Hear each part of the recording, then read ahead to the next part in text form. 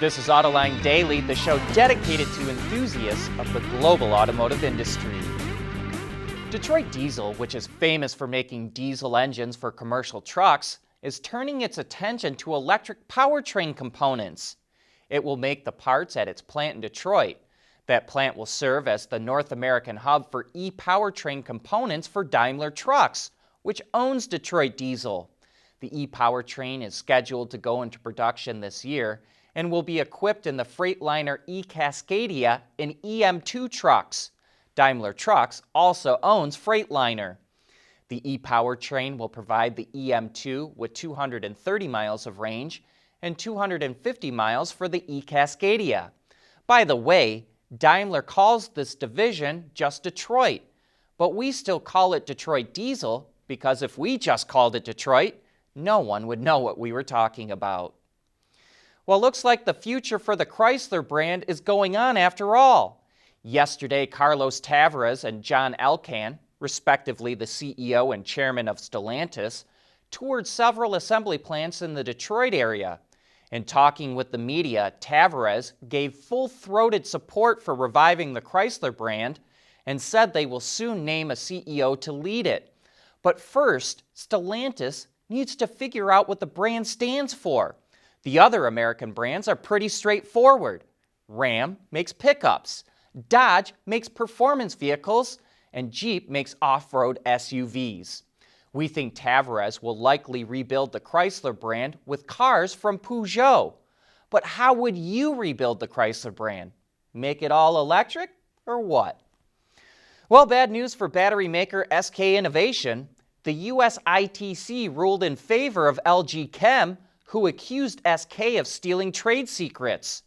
It banned SK from importing some lithium-ion batteries in the US for 10 years, with some exceptions. The ITC will allow SK to bring in components to its battery factories in Georgia to make packs for the electric Ford F-150 and Volkswagen ID4. But the ruling only allows SK to supply Ford for 4 years and VW for 2. We're not sure why there's a difference in how many years SK can supply each automaker. Maybe it has something to do with the original contract or even expected volume of each vehicle. But you can be sure VW and Ford are scrambling to find replacements. The world is changing at an ever-increasing pace. No matter what the mode of transportation, there is always the need for an efficient propulsion system. And that's exactly what BorgWarner has been doing since the earliest days of the automotive industry.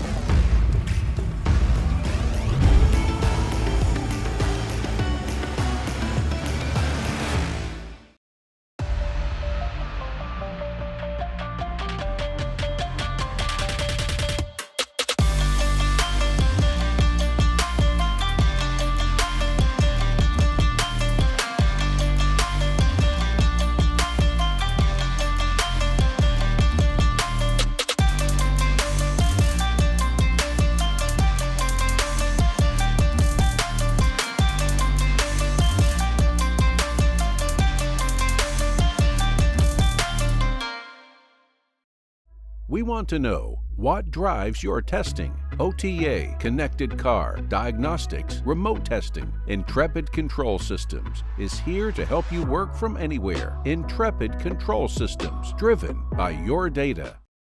Remember all that talk about how Tesla would turn the retail business on its head by selling directly to consumers instead of using franchise dealers? Now every other EV startup wants to do the same thing. But Wall Street analyst and retail expert Marianne Keller doesn't believe it's going to work. She doesn't see how the Tesla model differs that much from having a dealer network. Take a look at that.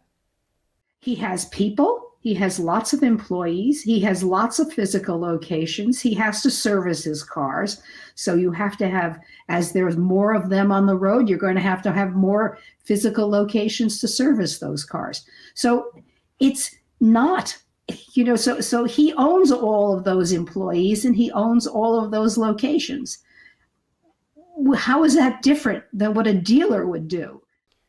Keller says Tesla was supposed to save a ton of money by avoiding the dealer markup, but she wants to know where the savings are because she doesn't see it in the company's financial earnings. Marianne Keller is our guest on Autoline this week, and you can watch that entire show on our website or YouTube channel. EV startup Rivian plans to build a factory in Europe. Bloomberg reports it hired a real estate firm to scout locations. A site hasn't been selected yet, but several countries, including the UK, Germany, and Hungary, are being considered.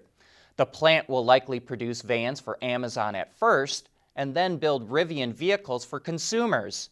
Rivian wants to open the facility next year. The European Association of Automobile Manufacturers says the EU needs more EV charging stations. A lot more, like 1 million more. It says 1 million stations are needed by 2024 and 3 million by 2029 to give consumers the confidence to make the switch to electrics. As of 2020, there were about 250,000 public charging points in Europe. The group says the targets will also help automakers and grid operators plan ahead. It's also calling for 1,000 hydrogen stations by 2029. And if you're wondering, as of last July, there were only 26,000 public charging stations in the US, and as of 2019, there were over 500,000 stations in China. You know, we almost never click on pop-up ads, but we saw one today that just looked too cool to pass up. It was for this wicked go-anywhere off-road machine called the Fat Truck, which is made by the Zeal Motor Company. We know this is not breaking news. The Fat Truck was launched in 2019, but we had never seen it before and thought you might get a kick out of it too. The Fat Truck is powered by a 67 horsepower Caterpillar diesel engine and features massive tires that help this thing tackle practically any terrain. It can even go through deep water.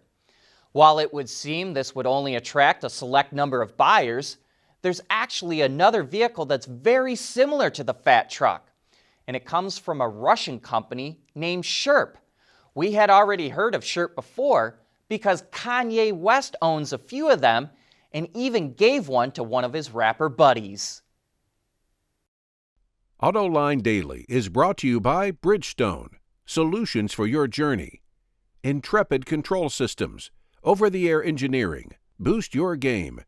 Borg Warner, propulsion solutions that support a clean, energy-efficient world. And by SAP Industry Cloud for Automotive. The EV community is pretty critical of Toyota, accusing the company of dragging its feet when it comes to selling battery electric cars. So the world's largest automaker just announced it has 2 BEVs coming to the US this year, though it didn't offer any details. And it reiterated its wholehearted support of plug-in hybrids.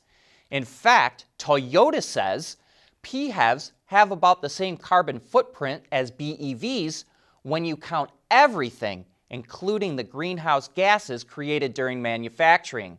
It says PHEVs are cheaper to buy and have a significantly lower cost of ownership for the first 5 years, if you don't include incentives.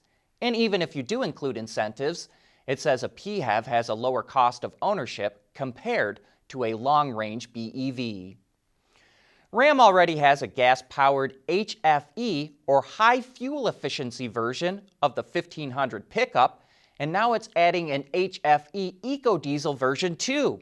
The setup is paired to Ram's Tradesman model and features 2-wheel drive, a crew cab, 5-foot 7-inch bed, and 20-inch wheels.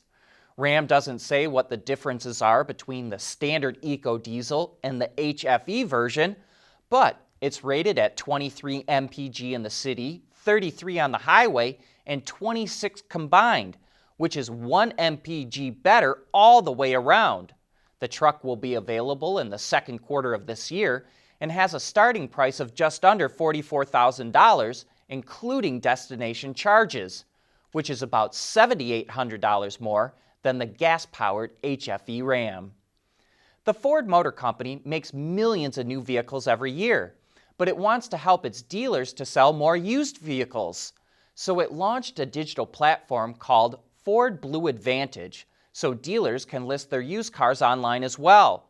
And customers can watch a video walk around of any car, arrange for a test drive, or buy it and have it delivered to their home. Each vehicle is certified with 2 ratings. Gold certified vehicles are 6 years old or newer with less than 80,000 miles. Blue certified vehicles are 10 years old or newer and have less than 120,000 miles. And both types of certification come with warranties and free roadside assistance. Ford says there are 3 million used Fords sold in the American market every year, but Ford dealers only handle 1 million of them. And the company wants its dealers to get a lot more of that business.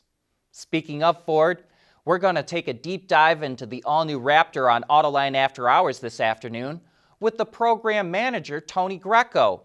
If you've got a question you're just dying to ask him, send an email to viewermail@autoline.tv or tweet it to us at Autoline.